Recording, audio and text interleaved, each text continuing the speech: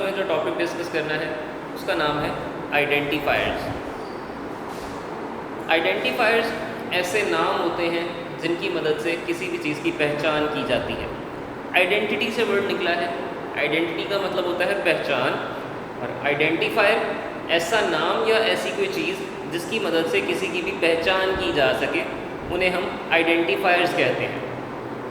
सी language के अंदर दो तरह के आइडेंटिफायर्स हैं, दो कैटेगरीज में इनको डिवाइड किया गया है। सबसे पहली कैटेगरी है स्टैंडर्ड आइडेंटिफायर्स, और जो दूसरी कैटेगरी है वो है यूज़र डिफाइंड आइडेंटिफायर्स। तो पहले बात कर लेते हैं आइडेंटिफायर क्या होता है, उसके बाद हम इसकी टाइप्स मूव करेंगे। आइडेंटिफायर क्या चीज़ है? ऐसा नाम जिसकी मदद से प्रोग्राम के अंदर किसी भी चीज़ की पहचान की जा सके, उसे हम कहते हैं identifier. Identifiers are names used to represent variables, constants, labels and functions. ये वो नाम हैं जिनकी मदद से हम अपने प्रोग्राम के अंदर किसी भी वेरिएबल, कांस्टेंट, लेबल या किसी फंक्शन की पहचान करते हैं। Identifiers can consist of any number of characters but only first 31 are significant. आप किसी भी आइडेंटिफायर को जो है वो जितने मर्जी कैरेक्टर्स चाहें उसमें रख सकते हैं, यानी किसी भी चीज़ का नाम आप जितनी मर्जी लेंथ का रख सकते हैं, आपकी मर्ज़ी से उसमें कैरेक्टर्स आ सकते हैं। लेकिन जो पहले 31 कैरेक्टर्स होते हैं वो प्रोग्राम के लिए इम्पॉर्टेंट होते हैं, उसके बाद वाले उसके लिए इम्पॉर्टेंट नहीं है। सिग्निफिकेंस का वर्ड यूज़ किया जाता है इम्पॉर्टेंस के लिए, कि एक चीज़ की कितनी इम्पॉर्टेंस है आपके लिए। तो सी लैंग्वेज के पास जो आइडेंटिफायर्स की इम्पॉर्टेंस है वो पहले 31 कैरेक्टर्स तक की है, उससे आगे आप जितने मर्जी यूज़ कर लें, लेकिन पहले 31 ज़्यादा इम्पॉर्टेंट होंगे इसके लिए।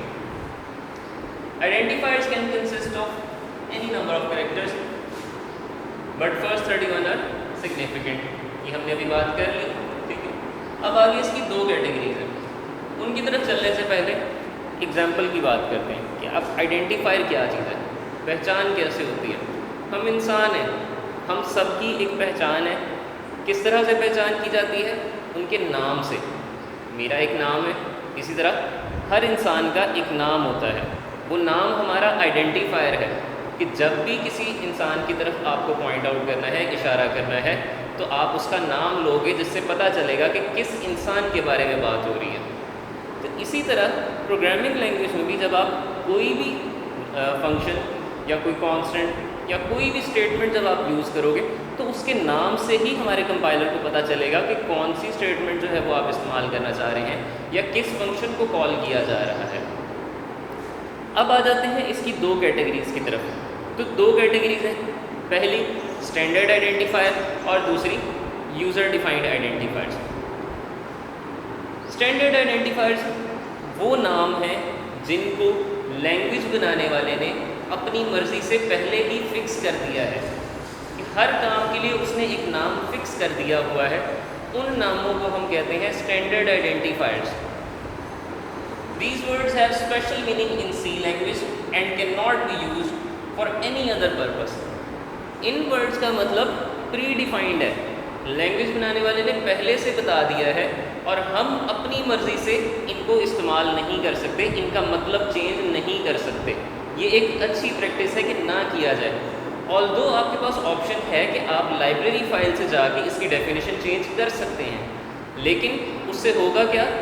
हमारे प्रोग्राम की वर्किंग पे इफ़ेक्ट होगा। हर पर्सन जो है उसको हैंडल नहीं कर सकेगा। जैसे कि प्रिंटफ और स्कैनफ है, दो नाम हैं, इनपुट आउटपुट के लिए यूज़ किए जाते हैं। प्रिंटफ को हम तब यूज़ करते हैं जब हमने आउटपुट लेनी होती है, स्कैनफ को हम तब यूज़ करते हैं जब हमने इनपुट लेनी होती है। प्रिंटफ आउटपुट के लिए, स्कैनफ इनपुट के लिए।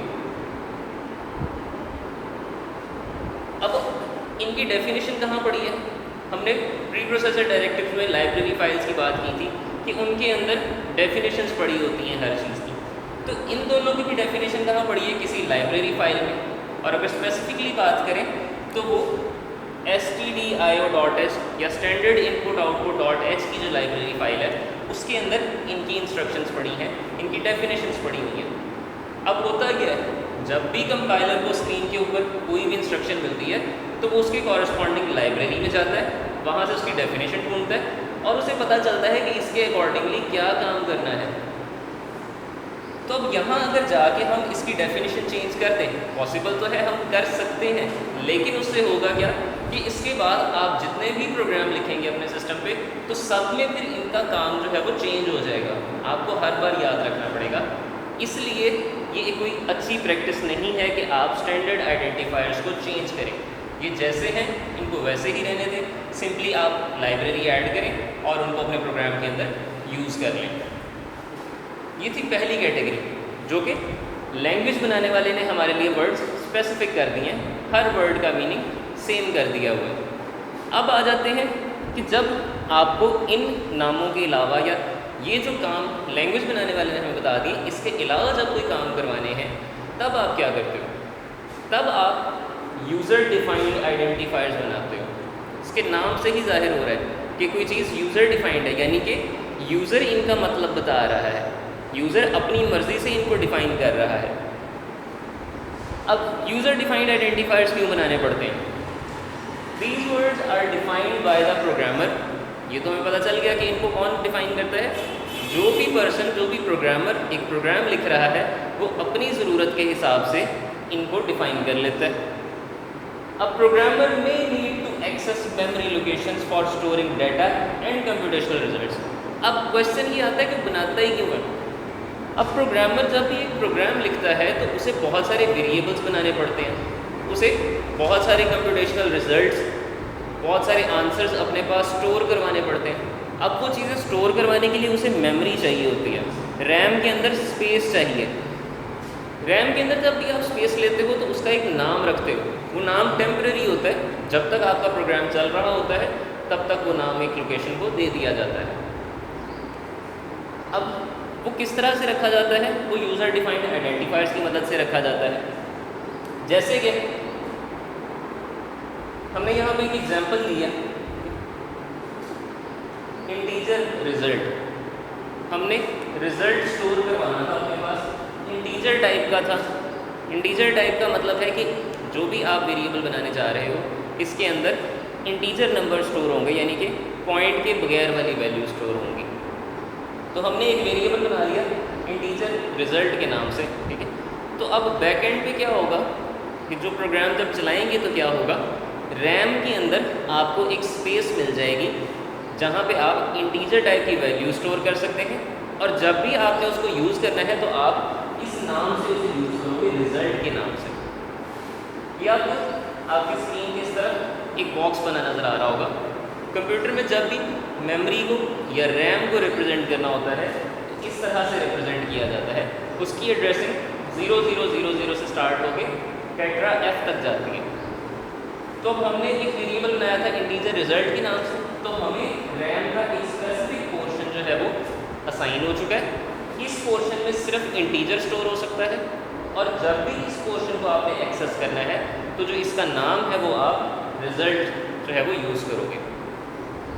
एक प्रोग्राम के अंदर एक नाम से एक ही आइडेंटिफायर हो सकता है, एक से ज़्यादा नहीं हो सकते। यानी कि एक नाम को एक ही पर्पज़ के लिए इस्तेमाल किया जा सकता है, एक से ज़्यादा पर्पज़ के लिए इस्तेमाल नहीं किया जा सकता। अगर आप ऐसा करेंगे तो आपके पास सिंटेक्स एरर आ जाएगा, आपका कंपाइलर आपके प्रोग्राम को वहीं पर रोक देगा। तो ये तो थे आपके पास दो कैटेगरीज आइडेंटिफायर्स हैं। अगर हम इसकी एक और एग्जांपल ले लें, फॉर एग्जांपल आपने जो है वो A+B करना है और उसका रिज़ल्ट स्टोर कराना था रिज़ल्ट में, तो एक वेरिएबल तो आपने बना लिया रिज़ल्ट के नाम से। आप इसके अलावा एक और स्टेटमेंट लिखोगे, int A, B, और आगे सेमीकोलन, हमारा स्टेटमेंट टर्मिनेटर आ जाएगा। अब जब हमारा प्रोग्राम चलेगा तो इस लाइन का मतलब क्या है कि हमें दो आइडेंटिफायर्स बनाकर दो टेम्परेरली, जो कि यूज़र डिफाइंड हैं। किस किस नाम से? पहला बनाओ A के नाम से और दूसरा बनाओ B के नाम से। तो अब बैकएंड में क्या होगा, हमारी रैम में हमें दो और ब्लॉक्स मिल जाएंगे, एक A के नाम से और दूसरा B के नाम से। अब इनको आप यूज़ कर सकते हो इंटीजर टाइप की वैल्यू स्टोर करने के लिए। और अगर हम बात करें कि हमने इनको ऐड करके रिज़ल्ट पे स्टोर करवाना था, तो होगा क्या ए और बी ऐड होंगे और उनका आंसर कहाँ आ जाएगा, रिजल्ट पे। तो हम इनको वैल्यूज़ भी दे के देखते हैं। हम कहते हैं कि ए के पास भी वैल्यू है, बी के पास भी है और रिजल्ट के पास भी है। हम कहते हैं ए को दे दो 10,